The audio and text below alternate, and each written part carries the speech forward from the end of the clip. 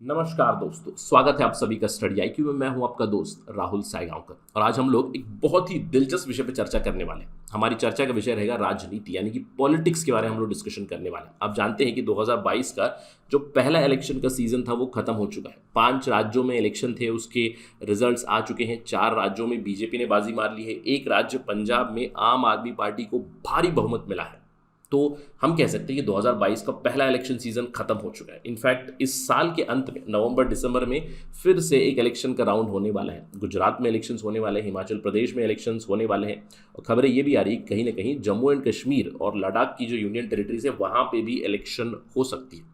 क्यों? क्योंकि डीलिमिटेशन की रिपोर्ट फाइनलाइज हो रही है और इसके ऊपर जब भी खबरें आएंगी तो हम लोग चर्चा जरूर करेंगे। लेकिन अभी फिलहाल हम लोग बात करेंगे about the results of 2022 assembly polls और यहाँ पे हम लोग बात करेंगे हाउ द वुमेन वोटेड। तो महिलाओं के वोट के बारे में हम लोग यहाँ पे चर्चा करने वाले हैं। हम क्वाइट श्योर कि अभी आपको लग रहा होगा कि ये तो पॉलिटिकल डिस्कशन होने वाली है।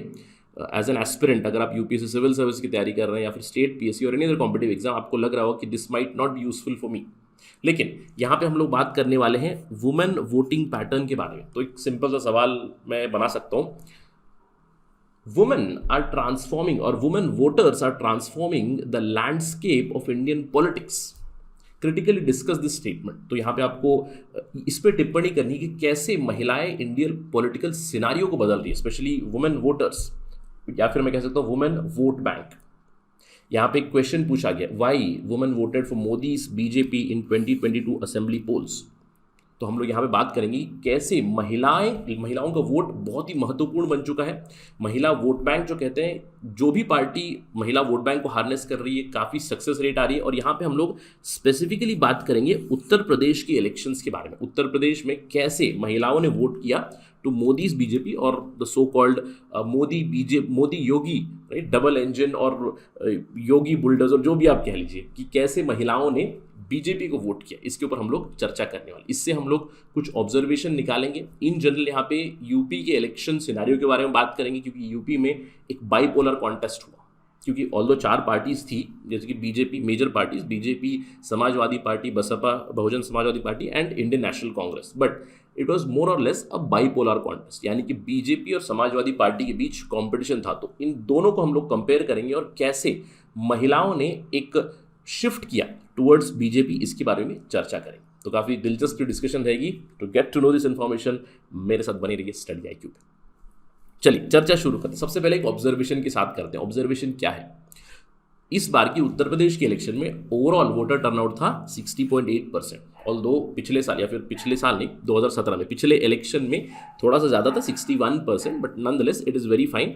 60 के आसपास, इस बार 60% के आसपास वोटर टर्नआउट थी। Very good.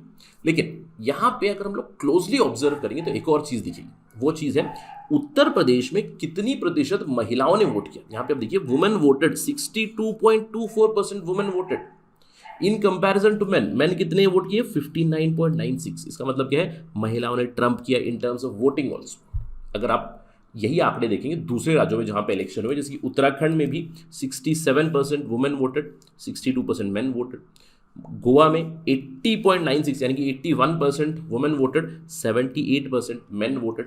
मणिपुर में 90% women voted in comparison to 88% man. एक राज्य जो आउटलायर था वो था पंजाब, जहां पे मेल वोटर्स 72% के आसपास थे। दे वर मार्जिनली बेटर देन वुमेन। मोर और लेस 50-50 यहाँ पे था इन पंजाब। अब इस पूरे नंबर से, इन आंकड़ों से आपको क्या पता चल रहा है? इन आंकड़ों से ये पता चल रहा है कि women voter turnout is increasing by the day, यानी कि महिलाएं कंटिन्यूसली ज्यादा स्तर पे वोट कर रही है हर जगह पे। उत्तर प्रदेश हो, मणिपुर हो, गोवा हो, पंजाब हो, हर जगह पे। इसका मतलब क्या है? महिलाओं का जो वोटर बेस है बहुत ज़रूरी बन चुका है। किसी भी पार्टी को अगर जीतना है इलेक्शन, तो महिलाओं को वोट बहुत ज़रूरी बनता है। अगर उन्हें सक्सेस चाहिए then they have to garner the women votes. अब देखिए, इन जनरल जब इंडिया में इलेक्शन होते हैं तो इलेक्शन के मुद्दे धर्म के नाम पर, जाति के नाम पर एटसेट्रा बहुत ज़्यादा प्रोमिनेंटली लड़े जाते हैं, स्पेशली अगर हम लोग नदर्न इंडियन बेल्ट की बात करें, more it is predominant, right. लेकिन अगर हम लोग महिलाओं की बात करें, देखिए इन जनरल सेफोलॉजिस्ट ये कहते हैं कि महिलाओं के जो मुद्दे होते हैं, महिलाएं रिलीजन और कास्ट पे वोट नहीं करती है। वो किस पे वोट करती है हम थोड़ी देर में बात करेंगे। इसीलिए जो पार्टी महिलाओं के वोट बेस को कंसोलिडेट कर पाएगा उसकी सक्सेस रेट काफ़ी ज़्यादा रहेगी। और ये हम लोग बात कर सकते हैं अभी फिलहाल फ्रॉम यूपी इलेक्शंस ऑल्सो। अब यूपी इलेक्शन में देखिए रिजल्ट जो आए उसमें बीजेपी को कितना वोट परसेंटेज मिला, 43.8, 44% के आसपास। और सपा को कितना मिला, सपा और अलायंस जो भी उनके 36% के आसपास वोट मिले।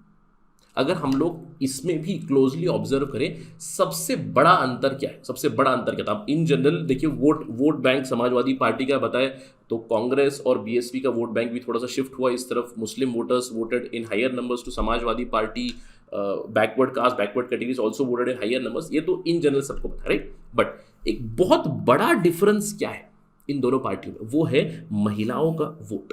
और यहां पे अगर आप देखें एक्स्ट्रा ऑर्डिनरी डिफरेंस था। कितना प्रतिशत का डिफरेंस है, 16% का डिफरेंस है इन women votes between BJP and SP. ये नंबर्स आपको समझ में आएंगे। 16% महिलाओं के वोट में अंतर है, 4% केवल पुरुषों के वोट में अंतर है। ये नंबर्स आपको थोड़ी देर में समझ में आएंगे। लेकिन उससे पहले एक बहुत ही पॉजिटिव न्यूज के बारे में बात करते हैं।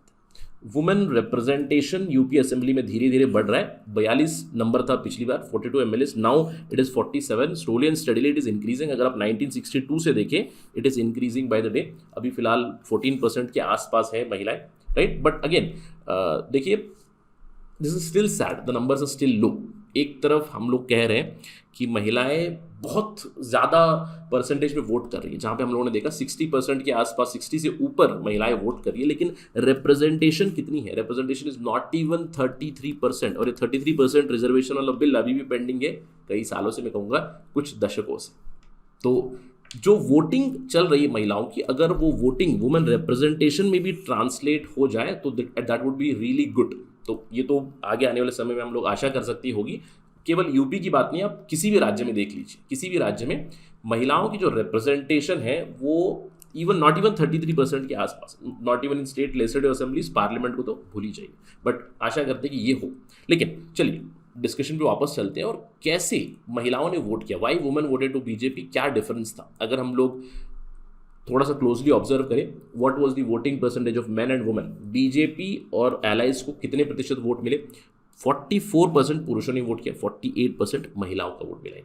वही आप अगर कंपेयर करें समाजवादी पार्टी और उनके एलाइज के साथ, 40% पुरुषों ने वोट किया। तो यहाँ पे अंतर कितना हुआ, केवल 4% का अंतर हुआ। यानी कि पुरुषों ने बीजेपी को भी उतना ही वोट किया, 44%, एसपी को भी उतना ही वोट किया। लेकिन बड़ा डिफरेंस आपको यहाँ पे दिखेगा, केवल 32% वोट मिले महिलाओं के टू समाजवादी पार्टी।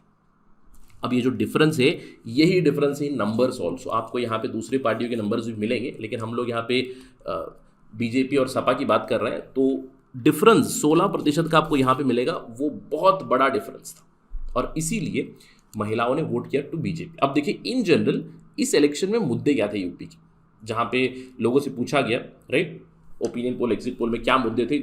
बहुत से लोगों ने डेवलपमेंट ऑफ स्टेट के नाम पे वोट किया, बहुत से लोग पार्टी ऑफ चॉइस के नाम पे वोट किया। और ये आपको दिखेगा, ये इन जनरल है और ये आपको बीजेपी और एसपी की भी वोट दिखेगी। बहुत से लोगों ने डेवलपमेंट ऑफ स्टेट के लिए सपा को भी वोट किया, बीजेपी को वोट किया, यहाँ पे भी अंतर है, लेकिन पार्टी ऑफ चॉइस के लिए भी वोट किया। लेकिन इसके नीचे अगर आप देखोगे, improvement in law and order, chief ministerial candidate, free ration under government scheme, ये भी बहुत बड़े फैक्टर्स है। फ्री राशन जो मिला under the government schemes, 11% vote आ गए हैं बीजेपी कंबाइन को। Improvement in law and order 10% vote, government schemes के ऊपर 9% vote. CM candidate was also one of the factors. But again unemployment और इन्फ्लेशन भी फैक्टर्स थे जिसके ज़्यादा से ज़्यादा वोट गए टुवर्ड्स समाजवादी पार्टी। अब इस पूरे डिस्कशन से हमें क्या समझ में आया, why women voted for BJP more and more, why. अगर हम लोग सेफोलॉजिस्ट की बात करें, सेफोलॉजिस्ट मतलब इलेक्शन रिजल्ट्स के एक्सपर्ट या फिर इलेक्टोरल एक्सपर्ट्स, वो कहते हैं कि बीजेपी की अपील जो है महिलाओं के, मतलब महिलाओं ने क्यों वोट किया, क्योंकि एक अट्रैक्टिंग फैक्टर ज़रूर है।